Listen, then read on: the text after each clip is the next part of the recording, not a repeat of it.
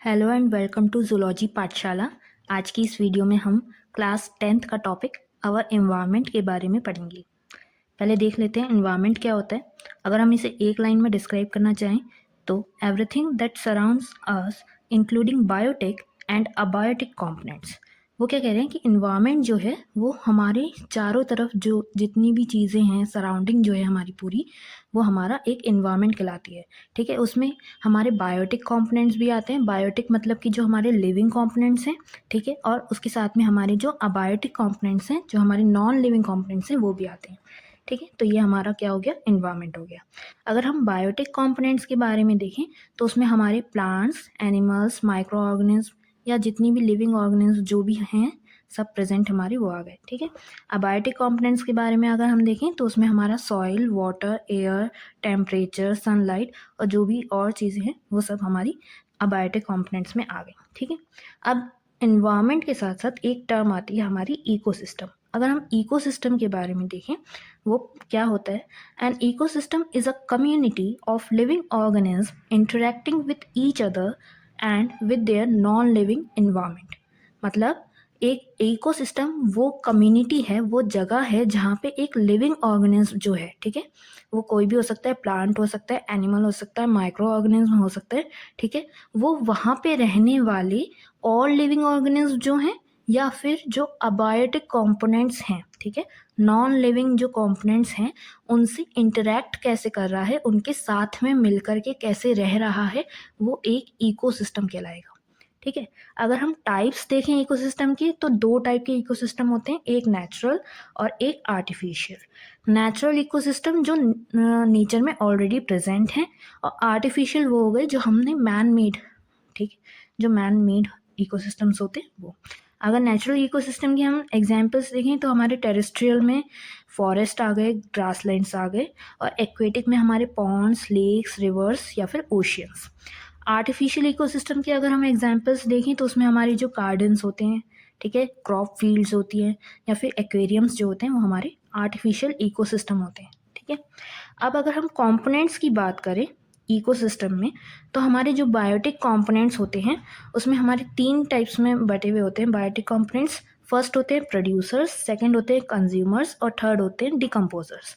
Producers क्या हैं, हमारे ऑटोट्रॉप्स जो अपना खाना खुद बना रहे हैं, ठीक है ना, वो हमारे प्रोड्यूसर्स हो गए। अब खाना बनाने वाले कौन हो गए, हमारे प्लांट्स होंगे या फिर एल्गी होंगी, और किस प्रोसेस से बना रहे होंगे, फोटोसिंथेसिस की प्रोसेस से। कंज्यूमर्स क्या होंगे, हमारे हेट्रोट्रॉप्स जो उनको खा रहे हैं, प्रोड्यूसर्स को से अपना खाना जो है वो ले रहे हैं। ठीक है, अब कंज्यूमर्स में भी हमारी तीन कैटेगरी आ गई, primary consumer, secondary consumer, tertiary consumer. Primary consumers हमारे हार्बीवोर्स हो गए, जैसे कि हमारे डियर या काउ जो सिर्फ और सिर्फ प्लांट्स खाएंगे, ग्रास खाएंगे। ठीक है, सेकेंडरी कंज्यूमर्स हमारे हो गए कार्निवोर्स। कार्निवोर्स मतलब कि वो ऐसे एनिमल्स या ऐसे ऑर्गेनिज्म जो हमारे प्लांट ईटिंग एनिमल्स को, मतलब कि हमारे जो हार्बीवोर्स हैं उनको खाएंगे, जैसे कि फ्रॉग और स्नेक।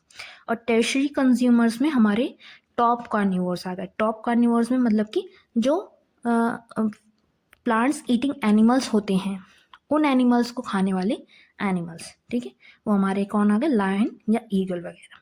अगर हम डिकम्पोजर्स की बात करें तो डिकम्पोजर्स वो होते हैं, ऐसे ऑर्गेनिज्म होते हैं जो हमारे डेड ऑर्गेनिज्म हैं, डेड एनिमल्स हैं, उनको जो है ब्रेक डाउन करते हैं और न्यूट्रिएंट्स वगैरह का डिकम्पोजिशन का प्रोसेस जो है वो पूरा करते हैं। तो इसमें हमारे क्या क्या आ गए, बैक्टीरियाज और जो हमारे फंजाई वगैरह हमारे सॉइल वगैरह में मौजूद होते हैं। ठीक है, अब अगर हम अबायोटिक कंपोनेंट्स देखें इकोसिस्टम के तो उसमें हमारे फिजिकल फैक्टर्स आ गए, जैसे कि हमारे लाइट आ गया, टेम्परेचर आ गया, वाटर, सॉइल और जितने भी सारे न्यूट्रिएंट्स वगैरह प्रेजेंट हैं वो हमारे अबायोटिक कंपोनेंट्स में आ गए।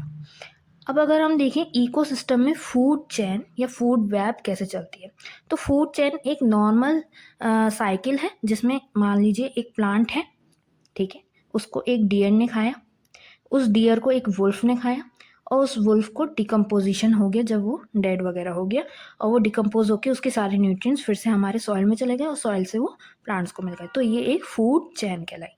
अब ऐसी ही जब कई सारी फूड चेन्स आपस में इंटरकनेक्ट हो जाती हैं तो वो एक फूड वेब कहलाता है। ठीक है, तो क्या है, अगर हम इसको डिस्क्राइब करना चाहें तो फूड चेन हो गई a linear sequence of organism where energy and nutrient flow from one organism to another. ऐसा लीनियर सीक्वेंस, ऐसा एक लाइन में चलने वाला सीक्वेंस ऑर्गेनिज्म का जिसमें एनर्जी और न्यूट्रिएंट्स जो हैं वो एक ऑर्गेनिज्म से दूसरे ऑर्गेनिज्म में जा रहे हैं। ठीक है, अगर हम इसका एग्जाम्पल देखें तो ग्रास को खाएगा ग्रास ऑफर, ग्रास ऑफर को फ्रॉग, फ्रॉग को खाएगा स्नेक और स्नेक को खा जाएगा ईगल। ठीक है, और फूड वेब क्या है, इंटरकनेक्टेड फूड चेन्स, काफ़ी सारी फूड चेन्स जब एक इकोसिस्टम में कनेक्ट हो जाए। ठीक है, नेक्स्ट आता है हमारा ट्रॉफिक लेवल्स। ट्रॉफिक लेवल्स की अगर हम बात करें तो each step in a food chain is called a trophic level. जो भी स्टेप है फूड चेन में, जैसे मान लो पहले प्रोड्यूसर्स हैं हमारे प्लांट्स, प्लांट्स को हमारा हार्बीवोर खा रहा है जैसे हमारा ग्रास ऑफर, फिर ग्रास ऑफर को हमारा कंज्यूमर कह लो या फिर प्राइमरी कंज्यूमर खा रहा है, फ्रॉग खा रहा है। ठीक है, फिर हमारा सेकेंडरी कंज्यूमर आ गया, स्नेक आ गया, फिर हमारा टर्शरी कंज्यूमर आ गया, ईगल आ गया। तो ऐसे करके हमारे ट्रॉफिक लेवल्स चलते रहते हैं। फर्स्ट ट्रॉफिक लेवल्स में हमारे प्रोड्यूसर्स आएंगे, सेकेंड ट्रॉफिक लेवल में हमारे primary consumers, third trophic level में सेकेंडरी कंज्यूमर्स और फोर्थ ट्रॉफिक लेवल में टर्शरी कंज्यूमर्स। अब इन ट्रॉफिक लेवल्स में एक लॉ चलती है जिसमें हमारे न्यूट्रिएंट और जो हमारा एनर्जी फ्लो हो रहा है उसके ऊपर बेस्ड है, जिसे हम 10% लॉ या लिंडमैन्स लॉ भी बोलते हैं। इसमें क्या कहते हैं वो, only 10% of energy is transferred to the next trophic level. जैसे मान लो प्लांट्स में जितनी एनर्जी है, ठीक है, जैसे आपको यहाँ पे एग्जाम्पल में डायग्राम में दिख भी रहा होगा, मान लो प्लांट्स के पास में 20,000 किलो कैलोरीज है। ठीक है, अब जब उन प्लांट्स को कोई कंज्यूमर खाएगा, ठीक है, तो उसके पास उस 20,000 किलो कैलोरीज में से एनर्जी में से सिर्फ 2,000 ही जो है एनर्जी जाएगी। अब उस कंज्यूमर को जब सेकेंडरी कंज्यूमर खाएगा तो उसमें 2,000 एनर्जी की जगह जो है 200 किलो कैलोरीज ही एनर्जी जो है वो जाएगी। और ऐसे करते करते ये 10% कम होते होते हमारा जो सबसे ऊपर का ट्रॉफिक लेवल है वहाँ तक एनर्जी जो है कम होती जाएगी। ठीक है, इसमें जो बाकी की एनर्जी होगी वो क्या होगा, वो लॉस्ट हो जाएगी। ठीक है, हीट के रूप में हमारे एनवायरनमेंट में। अब अगर हम बायोलॉजिकल मैग्निफिकेशन के बारे में देखें, the increase in concentration of harmful substances like pesticides in the body of organism at each trophic level. जो कंसंट्रेशन होता है, जो मात्रा होती है हार्मफुल सब्सटेंसेस की, जैसे मान लो कोई पेस्टिसाइड्स वगैरह हैं, जैसे मान लो एक क्रॉप फील्ड है, ठीक है, अब उसमें कीड़ों से बचाने के लिए फार्मर ने क्या करा, पेस्टिसाइड्स डाले। ठीक है, अब फिर भी उसको किसी कीड़े ने खा लिया। ठीक है, तो उस कीड़े में उसकी पेस्टिसाइड्स की मात्रा बढ़ गई। अब वो वहाँ के इन्वायरमेंट में रह रहा था तो उसकी में ऑलरेडी जो है पेस्टिसाइड की मात्रा थी, अब उसको जब कोई दूसरा जानवर खाएगा तो उसमें भी वो मात्रा चली जाएगी। तो ये जब इंक्रीज होता रहता है, ठीक है, ऑर्गेनिज्म में इस हार्मफुल सब्सटेंस का, ये हमारा बायोलॉजिकल मैग्निफिकेशन कहलाता है। ठीक है, अब इसमें क्या होता है, जो टॉप कंज्यूमर्स होते हैं हमारी, ठीक है, ईगल हो गया, स्कैवेंजर्स वाले जो लेवल आ गया ट्रॉफिक लेवल, वो सबसे ज़्यादा अफेक्टेड होते हैं। ठीक है, और अब नेक्स्ट हमारा टॉपिक है depletion of ozone layer. Ozone layer का जो होल वगैरह के बारे में आपने पढ़ा होगा, तो वो कैसे हुआ, क्यों हुआ। Ozone O3 is the stratosphere protects us from the harmful UV rays. ये आपको साइड में डायग्राम दिख रहा होगा, ये हमारा ओजोन होल है। यहाँ पे क्या हो रहा है, ये जो सन की रेज हैं ये डायरेक्टली हमारे अर्थ पे आ रही हैं, तो वो यही कह रहे हैं, ये जो लेयर आपको दिख रही होगी ये ओजोन लेयर है, ये ओजोन से बनी है, O3 गैस से बनी है, और ये हमें इन ही यूवी रेज से, अल्ट्रावायलेट रेज जो हमारी सन से आ रही हैं, इसको प्रोटेक्ट करने में मदद करती हैं। लेकिन इस होल की वजह से जो डायरेक्ट रेज हमारी अर्थ पे गिर रही हैं उससे हमें काफ़ी सारे हार्मफुल इफेक्ट्स हो रहे हैं और हमारी ग्लोबल वार्मिंग वगैरह भी बढ़ती जा रही है। अब ऐसा हुआ क्यों, chlorofluorocarbon CFCs used in refrigerators, AC and sprays break down ozone molecules। जो हमारा क्लोरोफ्लोरोकार्बन एक मॉलिक्यूल है, ठीक है, एक गैस हो गई, वो हमारे रेफ्रिजरेटर और एसीज वगैरह में से निकलती है, स्प्रे वगैरह में से निकलती हैं, और वो जो हमारे ओजोन मॉलिक्यूल्स हैं उनको ब्रेक डाउन करती है, जिससे कि जो ओजोन लेयर है वो ब्रेक डाउन होती जा रही है और उससे ओजोन डिप्लीशन जो है हो रहा है। अब ये ओजोन डिप्लीशन की वजह से जो रेडिएशन हमारे अर्थ पे डायरेक्टली आ रही हैं उससे क्या हो रहा है, जो हमारे हेल्थ इश्यूज हैं वो बढ़ते जा रहे हैं, जैसे कि हमारा स्किन कैंसर की प्रॉब्लम है या आई कैटरैक्ट्स वगैरह हैं, ये प्रॉब्लम्स जो हैं ज़्यादा देखने के लिए मिल रही है। अब इसको रोकने के लिए भी एक स्टेप वगैरह लिए गए हैं। एक एग्जाम्पल अगर हम देखें तो मॉन्ट्रियल प्रोटोकॉल जो है 1987 में लिया गया था।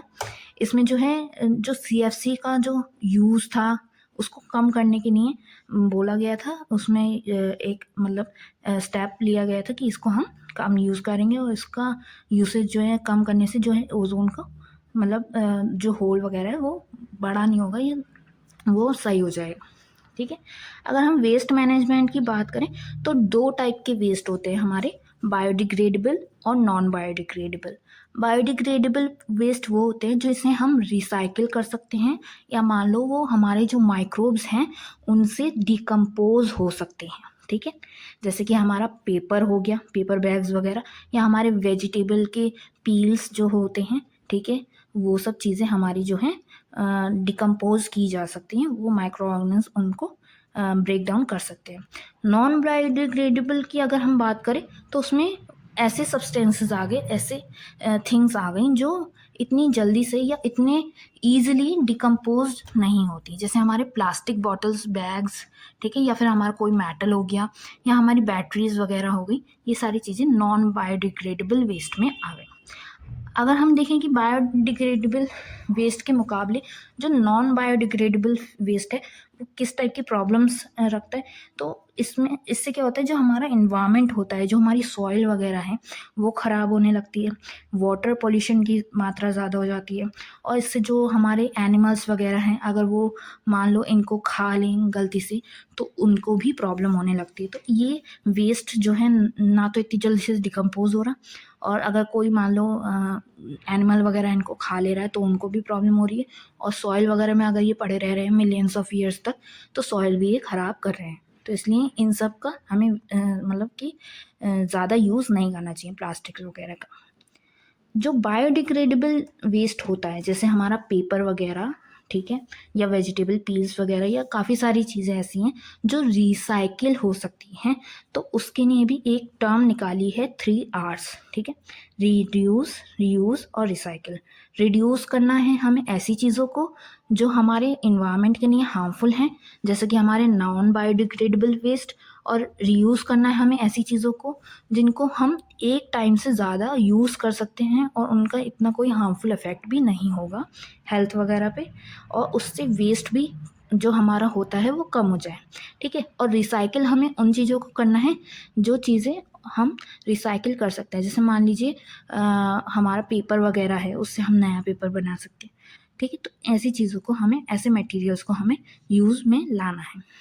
अगर हम इन्वायरमेंट फ्रेंडली प्रैक्टिसेस देखें तो हमें प्लास्टिक बैग्स को कम करना है, क्लॉथ और जूट बैग्स को ज़्यादा यूज़ करना है, और जो बायोडिग्रेडेबल चीज़ें हैं उनको हमें अपने लाइफस्टाइल में ज़्यादा ऑक्यूपाई करना है, या ज़्यादा हमें यूज़ करना है। ठीक है, और किचन वेस्ट वगैरह जो होता है उनको हम कंपोस्टिंग में ले सकते हैं, मैन्योर बनाने के काम में यूज़ कर सकते हैं, और जो अप्लायंसेस हम यूज़ करते हैं वो ऐसे अप्लायंसेस यूज़ करें जिसमें क्लोरोफ्लोरोकार्बन्स वगैरह जो हैं इतना ज़्यादा ना प्रोड्यूस होता हो। अगर हम इन सब में इम्पॉर्टेंट टर्म्स देखें जो जो आई हैं हमारी, फर्स्ट था हमारा इकोसिस्टम, जिसको हम डिफाइन करें तो a system formed by interaction of biotic and abiotic components. Second था हमारा decomposers, decomposers are the organs that break down dead matters into nutrients. Third था हमारा फूड चेन, फूड चेन क्या था, is a sequence in which each organism is a food for the next organism. और फिर था हमारा food web, food web क्या है, network of interconnected food chains. फिर हमारा आया ट्रॉफिक लेवल, ट्रॉफिक लेवल क्या है, each level in a food chain. फिर हमारा आया बायोलॉजिकल मैग्निफिकेशन, बायोलॉजिकल मैग्निफिकेशन में क्या था, increase in concentration of harmful substances up the food chain. फिर हमारा आया एक ओजोन लेयर, ओजोन लेयर क्या है, protective layer in the atmosphere that blocks UV rays. अगर हम पॉइंट्स देखें कि हमें क्या क्या याद रखने हैं इस पूरे चैप्टर में से, तो energy flow is unidirectional and follows 10% law, मतलब कि वो प्रोड्यूसर से होते हुए ऊपर के ट्रॉफिक लेवल पे जाएगा, ये नहीं कि वो ऊपर से नीचे की तरफ आए, और 10% लॉ के मतलब मुताबिक वो चलेगा, ठीक है।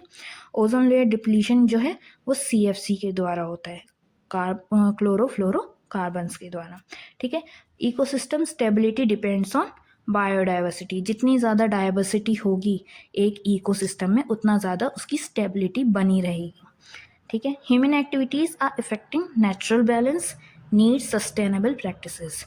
जो ह्यूमन एक्टिविटीज़ हैं, जैसे कि हमारा जो नॉन बायोडिग्रेडेबल वेस्ट का यूसेज ज़्यादा बढ़ता जा रहा है, प्लास्टिक मटेरियल्स वगैरह का यूसेज जो बढ़ता जा रहा है, वो नेचुरल बैलेंस को अफेक्ट कर रहा है, और इसके लिए हमें सस्टेनेबल प्रैक्टिसेस अपने लानी पड़ेंगी, तभी ये चीज़ जो है बदलेगी।